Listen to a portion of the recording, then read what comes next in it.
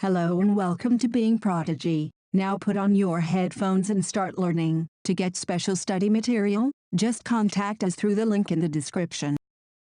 Let us consider the implication of this in one sphere of life in early modern Europe, namely, religion. In 1517, the religious reformer Martin Luther wrote 95 theses criticizing many of the practices and rituals of the Roman Catholic Church. A printed copy of this was posted on a church door in Wittenberg. It challenged the church to debate his ideas. Luther's writings were immediately reproduced in vast numbers and read widely. This led to a division within the church and to the beginning of the Protestant Reformation. Luther's translation of the New Testament sold 5,000 copies within a few weeks, and a second edition appeared within 3 months. Deeply grateful to print, Luther said, "Printing is the ultimate gift of God and the greatest one." Several scholars, in fact, think that print brought about a new intellectual atmosphere and helped spread the new ideas that led to the Reformation. Print and dissent. Print and popular religious literature stimulated many distinctive individual interpretations of faith even among little-educated working people. In the 16th century,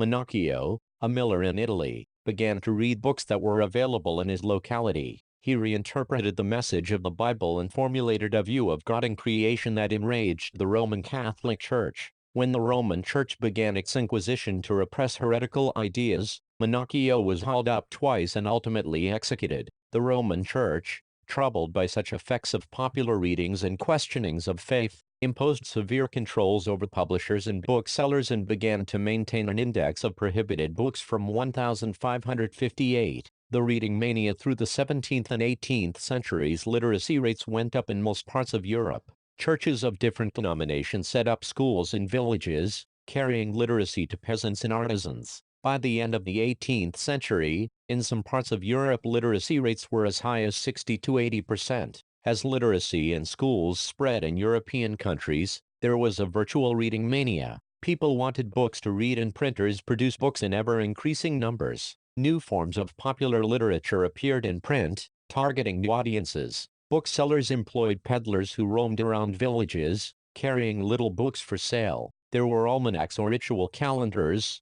along with ballads and folktales. But other forms of reading matter, largely for entertainment, began to reach ordinary readers as well. In England, penny chapbooks were carried by petty peddlers known as chapmen, and sold for a penny, so that even the poor could buy them. In France, or the bibliothèque bleue, which were low-priced small books printed on poor-quality paper, and bound in cheap blue covers. Then there were the romances, printed on 4 to 6 pages, and the more substantial histories, which were stories about the past. Books were of various sizes, serving many different purposes and interests. The periodical press developed from the early 18th century, combining information about current affairs with entertainment. Newspapers and journals carried information about wars and trade, as well as news of developments in other places. Similarly, the ideas of scientists and philosophers now became more accessible to the common people. Ancient and medieval scientific texts were compiled and published, and maps and scientific diagrams were widely printed. When scientists like Isaac Newton began to publish their discoveries, they could influence a much wider circle of scientifically minded readers. The writings of thinkers such as Thomas Paine, Voltaire, and Jean-Jacques Rousseau were also widely printed and read. Thus their ideas about science, reason, and rationality found their way into popular literature. Tremble, therefore, Terrence of the world. By the mid-18th century, there was a common conviction that books were a means of spreading progress and enlightenment. Many believed that books could change the world, liberate society from despotism and tyranny, and herald a time when reason and intellect would rule. Louis Sebastian Mercier, a novelist in 18th century France, declared, "The printing press is the most powerful engine of progress, and public opinion is the force that will sweep despotism away." In many of Mercier's novels. This is Being Prodigy. To get special study material, just contact us through the link in the description. And please subscribe to show your support.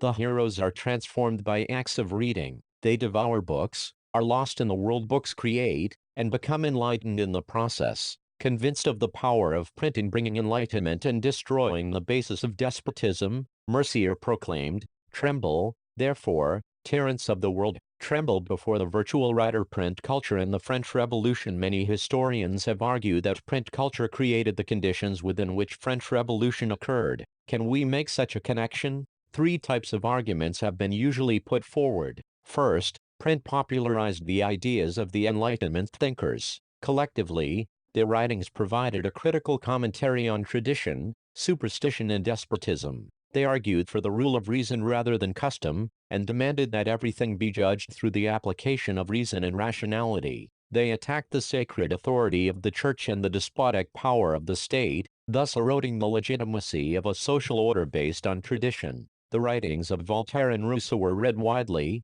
and those who read these books saw the world through new eyes that were questioning, critical, and rational. Second, print created a new culture of dialogue and debate. All values, norms, and institutions were re-evaluated and discussed by a public that had become aware of the power of reason, and recognized the need to question existing ideas and beliefs. Within this public culture, new ideas of social revolution came into being. Third, by the 1780s there was an outpouring of literature that mocked the royalty and criticized their morality. In the process, it raised the questions about the existing social order. Cartoons and caricatures typically suggested that the monarchy remained absorbed only in sensual pleasures while the common people suffered immense hardships. This literature circulated underground and led to the growth of hostile sentiments against the monarchy. How do we look at these arguments? There can be no doubt that print helps the spread of ideas, but we must remember that people did not read just one kind of literature.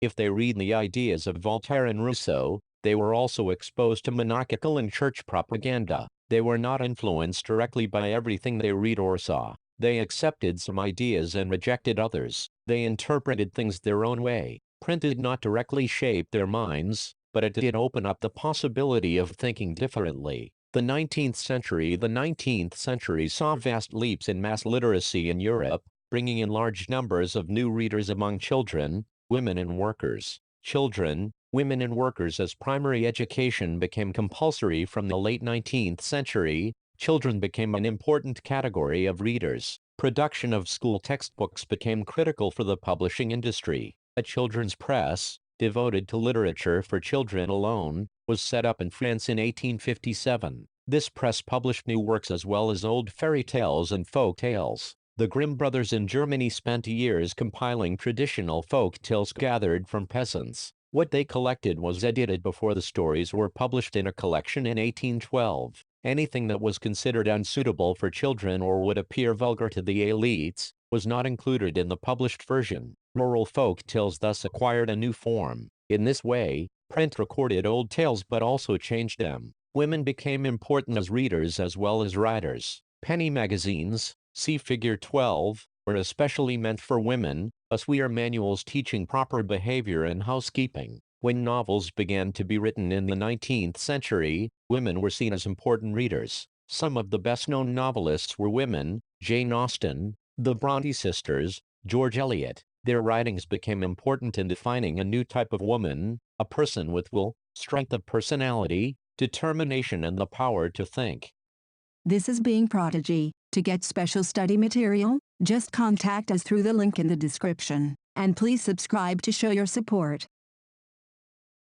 Lending libraries had been in existence from the 17th century onwards. In the 19th century, lending libraries in England became instruments for educating white-collar workers, artisans, and lower-middle-class people. Sometimes, self-educated working-class people wrote for themselves. After the working day was gradually shortened from the mid-19th century, workers had some time for self-improvement and self-expression. They wrote political tracts and autobiographies in large numbers. Further innovations by the late 18th century, the press came to be made out of metal. Through the 19th century, there were a series of further innovations in printing technology. By the mid-19th century, Richard M. Hoe of New York had perfected the power-driven cylindrical press. This was capable of printing 8,000 sheets per hour. This press was particularly useful for printing newspapers. In the late 19th century, the offset press was developed, which could print up to 6 colors at a time.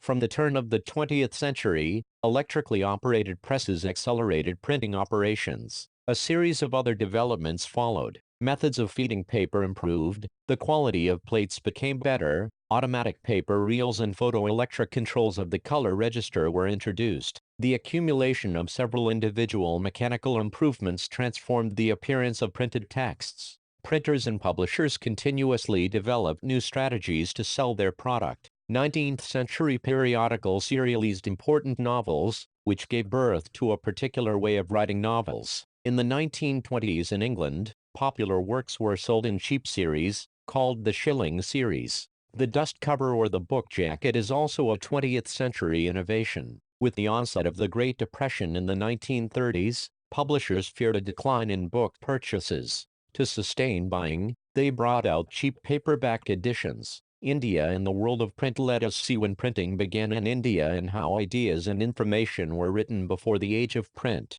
Manuscripts. Before the age of print, India had a very rich and old tradition of handwritten manuscripts, in Sanskrit, Arabic, Persian, as well as in various vernacular languages. Manuscripts were copied on palm leaves or on handmade paper. Pages were sometimes beautifully illustrated. They would be either pressed between wooden covers or sewn together to ensure preservation. Manuscripts continued to be produced till well after the introduction of print, down to the late 19th century. Manuscripts, however, were highly expensive and fragile. They had to be handled carefully, and they could not be read easily as the script was written in different styles. So manuscripts were not widely used in everyday life. Even though pre-colonial Bengal had developed an extensive network of village primary schools, students very often did not read texts. They only learned to write. Teachers dictated portions of text from memory and students wrote them down. Many thus became literate without ever actually reading any kinds of texts.